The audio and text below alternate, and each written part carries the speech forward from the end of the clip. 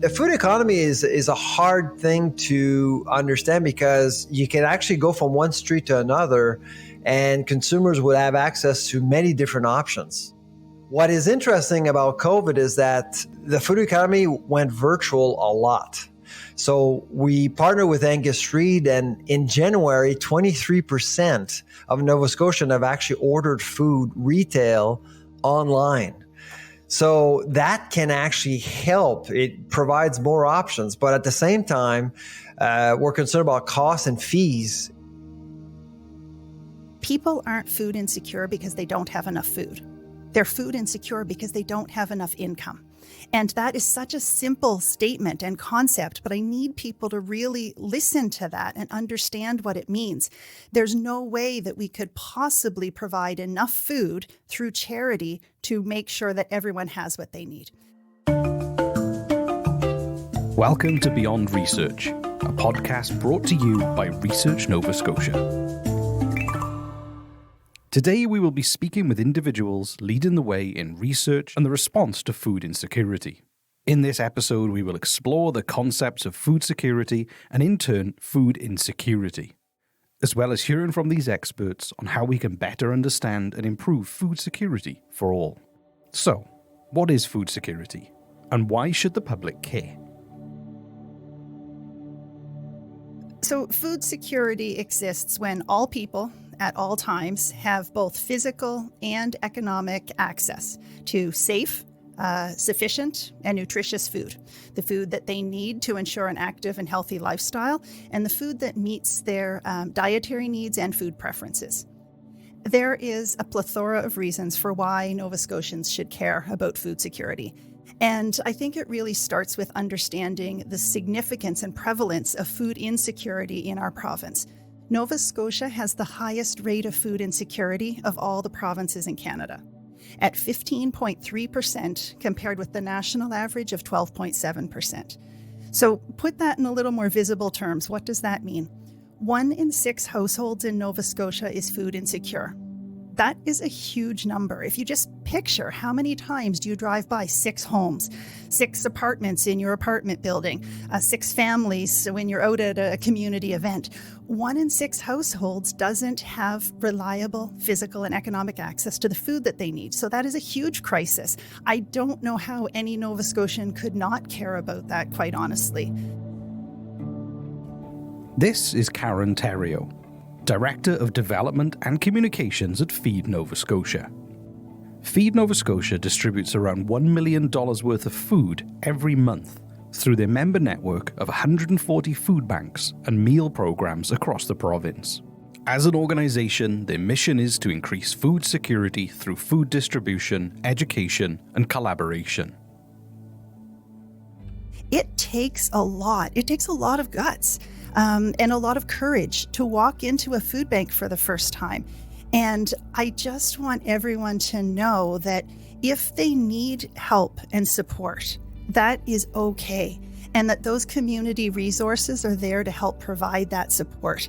And we're really working to not just provide good quality food, more nutritious food, but to make sure that it's provided in a really respectful and dignified way. And that's a big part of food security as well, is that everyone should have access to the food they need in a dignified way, so that they can thrive both emotionally and mentally, as well as through physical health. Karen has been with Feed Nova Scotia for 12 years, and she sees considerable opportunity for impactful change to address food insecurity. It can be frustrating and disheartening at times because we focus so much of our work on helping to provide food for people today. And while it is rewarding to know that people's lives are made a bit easier when we help to provide that food charity, it is a bit discouraging to know that we're still here all these years later pushing for deeper change. And there's truly no way that any amount of food charity will ever truly solve food insecurity. It will take a groundswell of political and public will to address that through social policy. And I know that we can get there. We see the power of when community rallies together. And we have seen recently through the pandemic, what government can put in place when they have the political will to address a real crisis like we've seen with the pandemic, and the way that they came out with the Canadian Emergency Response Benefits so quickly, the huge impact that that had for so many people. I get excited thinking about the impact we can have and hopefully where we'll be 10 years from now. When we look at food security, it can be defined in many ways, but at its core, there are three key pillars: food safety, food accessibility, and food affordability. So let's explore each of these pillars. First, we have food safety. This, as it sounds, relates to the quality and safety of the foods we have readily available for consumption. Food safety. Obviously, if food is not safe for a population, that's a concern. And Canada actually is often ranked a top country when it comes to food safety. As a lab, we've actually benchmarked Canada's performance on food safety with other countries, and Canada is a top tier country. In fact, the economists just recently established a global food security index, and Canada ranked number one when it comes to food safety. So great news there.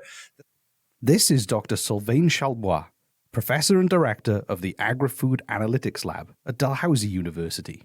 With decades of experience researching food security, food distribution, food policy, and food safety across Canada, his insights provide a unique perspective on where we stand today and how we reach our food security goals. So what does Dr. Chalbois have to say about the second pillar, food accessibility? Food access was discussed a lot during COVID. The empty shelves, for example. If you have empty shelves in an economy, you clearly have an accessibility issue. So it can be caused by supply chain woes, border-related challenges, the weather, strikes, climate change. I mean, a lot of things can actually impact access. And that's a really complicated one, I must say, because from farm to store, hundreds of factors can impact access. Looking back to the Economic Global Food Security Index, Canada ranked third in food availability. So it may be more tangible to see these gaps in availability when store shelves are empty. But from a global perspective, Canada remains in good standing. It is at the community level where we tend to see the more substantial gaps in food availability. The third pillar is food affordability. As we explored the issue of food security with our guests, food affordability proved to be one of the most pressing issues, both at the food bank level and when exploring other areas like buy local movements. Probably the one that concerns me the most is food affordability. So food affordability is really about how populations can afford to eat, essentially. So you look at food prices, you look at wages, you look at taxation, all of these things that could actually impact a consumer or a household's ability to afford food. Obviously, if we cannot consistently afford healthful foods, that is a major concern. But what makes it a more pressing issue here in Nova Scotia, for example, compared to other places in Canada or even around the world? To me, right now, the biggest challenge for Canada, and in particular for our region, is food affordability. And going back to the Global Food Security Index that was created by the economists, in 2020, Canada ranked 18th in the world when it comes to food affordability. So we're not 100, but we're not first. We went down to 24th in 2021. And based on our analysis, when we published Canada's food price report in December with Guelph, Saskatchewan, and UBC, we actually believe that Canada could rank even lower in 2022, unfortunately. And so for Nova Scotia, as a market, is underserved compared to, say, Toronto or Montreal. Nova Scotia is also faced with additional hurdles in combating food affordability due to the region's geography. Compared to other provinces, it is quite isolated to service, which leads to more expensive distribution costs, especially when fuel prices are elevated, like we have seen through the pandemic. To support and encourage local food consumption, The government of Nova Scotia recently made a goal of having 20% of the money spent on food by Nova Scotians being spent on locally produced food by 2030. Dr. Chalbois sees great potential for us to improve our consumption of local foods, and he would actually consider our agri-food industry to be underappreciated. In Nova Scotia, there's so much potential. The province will export billions of dollars worth of food. I think it's about 2 or 3 billion. So it does really do well. But when it comes to local foods, and I would say New Brunswick is in the same position. That we haven't thought about feeding ourselves, and we are in Canada, and agriculture will take a break 6 months in a year, and I get that. But at the same time, we haven't been strategic about the entire supply chain. We often talk about local foods from a farm gate perspective. We need to produce food. I think if we want to achieve more, if we want Nova Scotians to eat more local foods, it would be to think about processing in particular. Putting an emphasis on processing will allow the food economy to be better controlled, and it's often the anchor to an entire industry. That's how you're going to get to the 20%. You may have heard Dr. Chalbois use the term farm gate. Simply put, farm gate is a direct marketing method whereby farmers sell agricultural produce, mostly food, directly to the consumer, to restaurants and caterers, and to independent retailers. This excludes any billed transport or delivery charges. In the broader context of food security, it describes how farmers individually sell at the highest price, which is often to buyers outside of Nova Scotia. So Dr. Chalbois proposes creating a food autonomy strategy, which among other things would enable us to collectively develop the methodology needed to retain more of our locally produced foods. To produce, process, and purchase more of these locally grown products may cost more on the front end. But ultimately, you retain more control over the final product that is being sold locally or abroad. When I was in Saskatchewan, we did that with mustard and bison as well. And so why? Because bison is produced mostly in Saskatchewan in Canada, and the biggest exporter of mustard grains in the world is Saskatchewan. And we ship it to the US, they put it in a bottle, and we buy it 20 times the price. So we thought, why don't we actually create a mustard in Saskatchewan, even though it's more expensive, the grain is from Saskatchewan, and sell high-end Saskatchewan mustard to the rest of the world. And that's what they're doing now. And they've created a co-op for that. The dairy industry in Nova Scotia provides a great example of where we can improve on retaining more of the processing stage locally. So we have about 200 dairy farms in Nova Scotia, right? We had 800 in 1980. We had 4 processing plants in Nova Scotia in 1980. Today, we have 200 dairy farms and 0 dairy processing plant, except for that one in Bedford. And so now we have thousands of liters trucked outside the province to make cheese and yogurt we buy back. How sustainable is that? Although he thinks it will take time to implement a food autonomy strategy before we truly see the rewards, Dr. Chalbois believes we must now act to begin the process. The Nova Scotia government, like many others, is acknowledging the need to focus more on supporting local foods. He sees this as an opportunity to build off this momentum and shift how we support our local agri-food sector.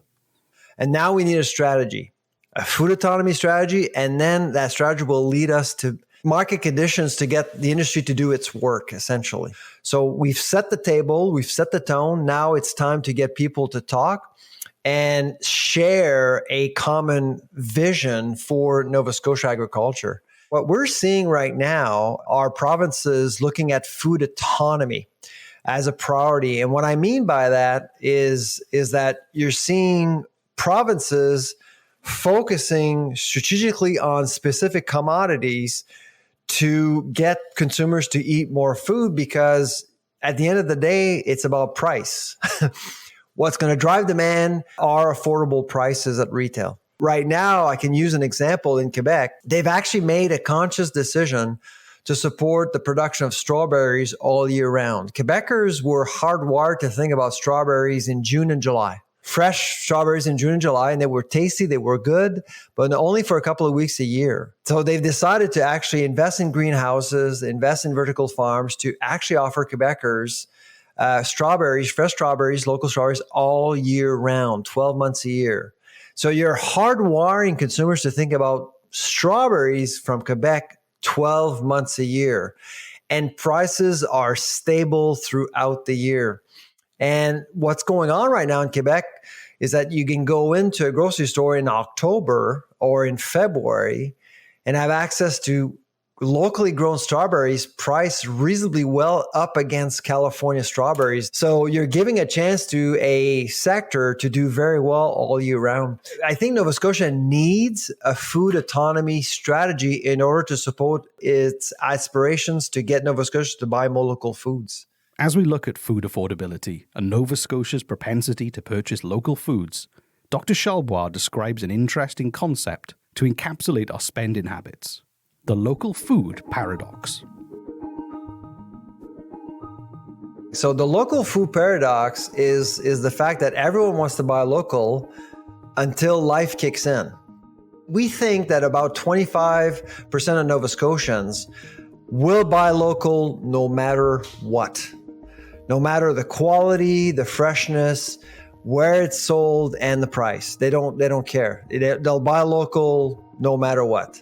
The 75% is what we should go after. That's the market we need to aim for. And if you don't make price a priority, you're not going to move the needle. I'm sorry. And that's because when you survey Nova Scotians, they will always say that they want to buy local until they show up at the grocery store. They only have 10 minutes to shop. They have a list. They have to pick up their kids from the daycare. They have a tight budget. Other things are happening all at once. They go to the produce section and they'll look for the better deal. And if it's from Nova Scotia, great. If it's not, oh well, next time. It may seem counterintuitive, but for us to be able to consistently provide affordable foods locally, we need our agri-food sector to also target bigger international markets. Strategically scaling up production will help us maintain affordable, locally produced foods for years to come.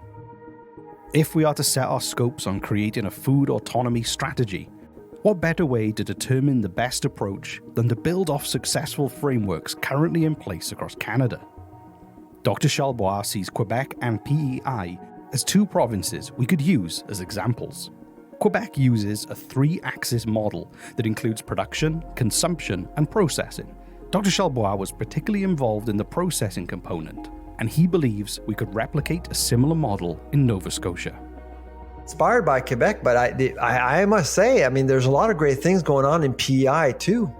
Canada's Food Island is a success story. I mean, it's, I don't know if you've actually been, I've actually been invited to speak at Canada's Food Island in Charlottetown. And what I'm talking to you about with the Valley and the policy, that's what PI has done. You go to Toronto, you go to different food courts, you go to different high-end restaurants, you will sit down and order steak. That steak will come from PI.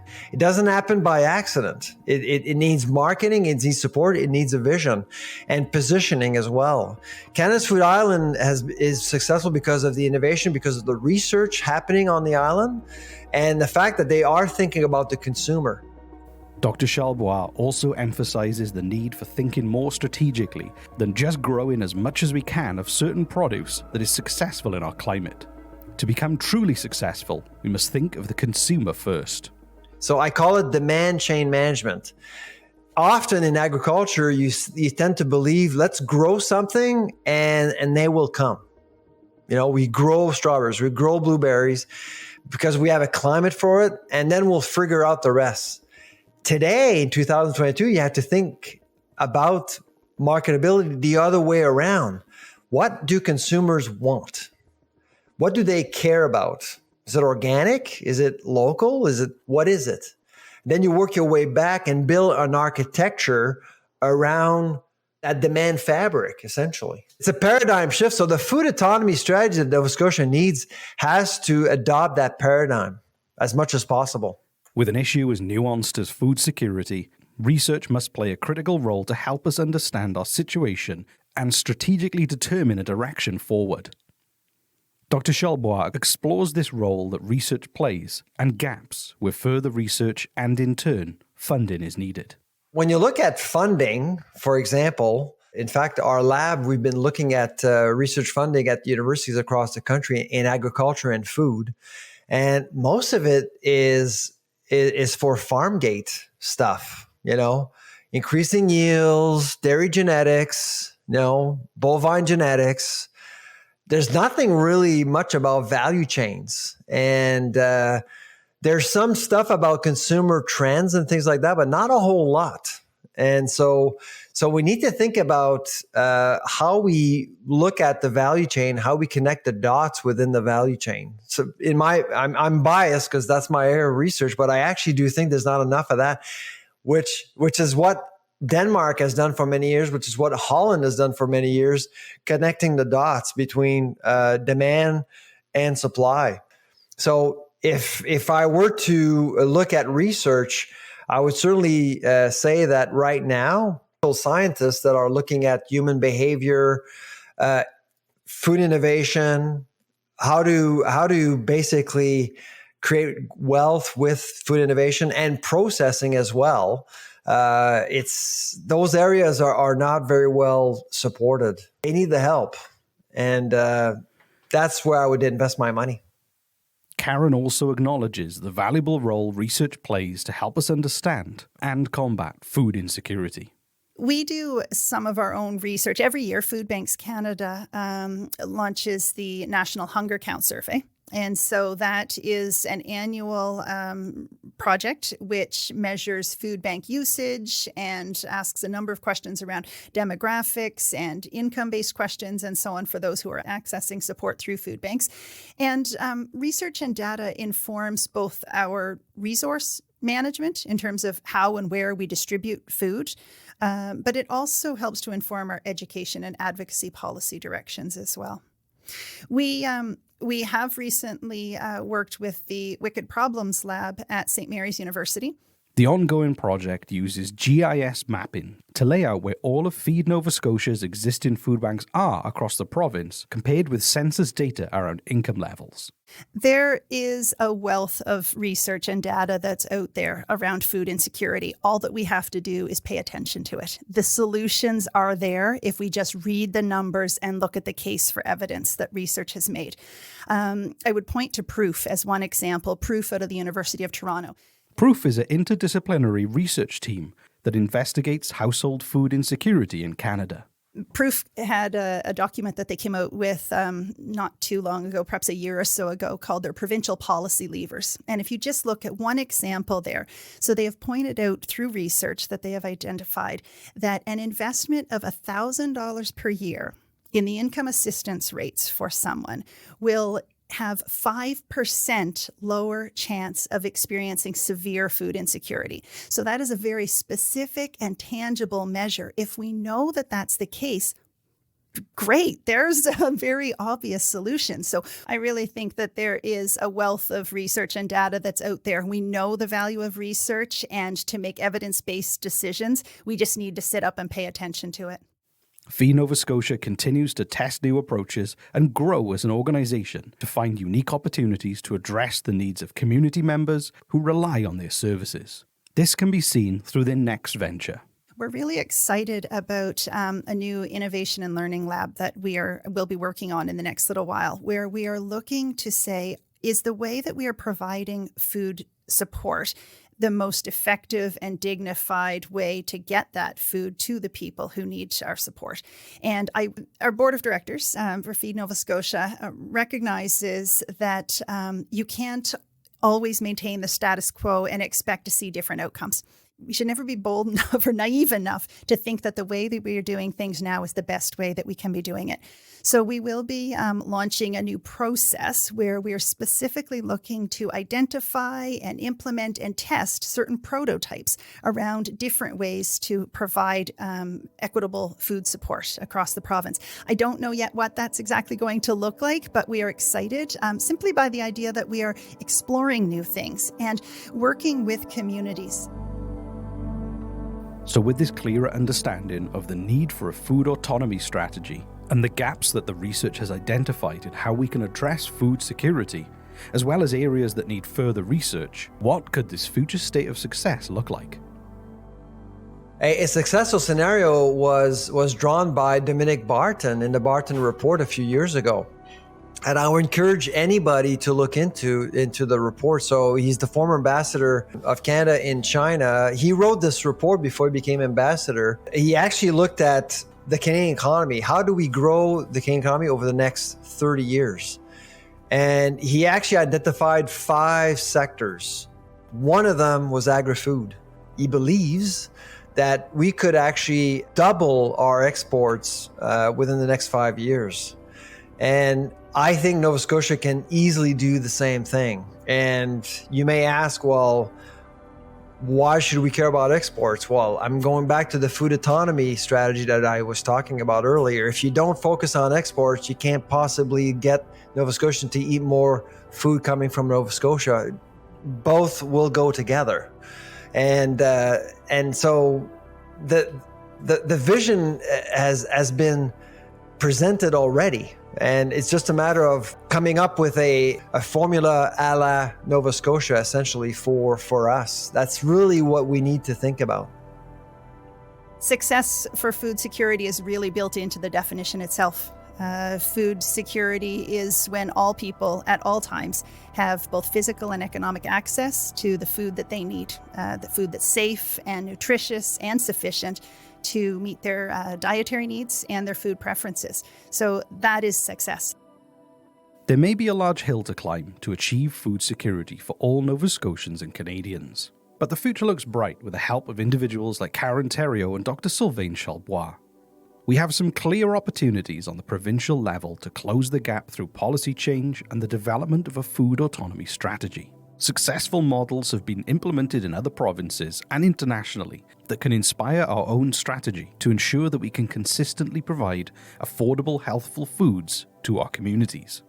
To properly address food security will require a sense of urgency to create tangible change and to meet the provincial government's goal of having 20% of the money spent on food by Nova Scotians to be used on locally produced food by 2030. If we are successful in reaching this target, that would be a clear win for the province. But we must set our sights even further if we want to truly address food security on a provincial and national scale. It seems as though we have some clear next steps for what we can and should do to address food insecurity. To implement a successful food autonomy strategy, we must start with the consumer and work backwards to identify our strengths, starting with exports. What can we produce year-round, and what infrastructure is required to do so? Will these products be purchased by local and international consumers? We need researchers, policymakers, and industries to work together to identify evidence-based approaches to help inform how we move forward. Well, I mean, we have to give ourselves at least a decade, perhaps even 2 decades. I mean, this is long-term stuff. I mean, it won't happen overnight. Denmark and Holland, they've been at this for dozens and dozens of years. It just didn't happen by accident. So we kind of have to give ourselves a chance to adjust and adopt, like I said, a different paradigm. So we've set the table, we've set the tone. Now it's time to get people to talk and share a common vision for Nova Scotia agriculture. We can help provide support for our friends and neighbors across the province when we donate food, when we go out to volunteer, and all of the amazing work that is happening through the network of agencies that we're so proud to support. But to truly address food insecurity, that can only be achieved through bold government policy. Thank you for listening to Beyond Research, brought to you by Research Nova Scotia. We wanted to say a special thanks to Dr. Sylvain Chalbois and Karen Theriault. Are you interested in exploring more food research topics? Tune in to the Food Professor podcast to hear Dr. Sylvain Chalbois discuss proprietary industry and consumer food-related research. Check out fresh new ideas and half-baked strategies. And to learn more about the research heard on this podcast, visit researchns.ca/beyondresearch. I'm Rhys Waters, and I'll see you next time. This has been a Podstarter production.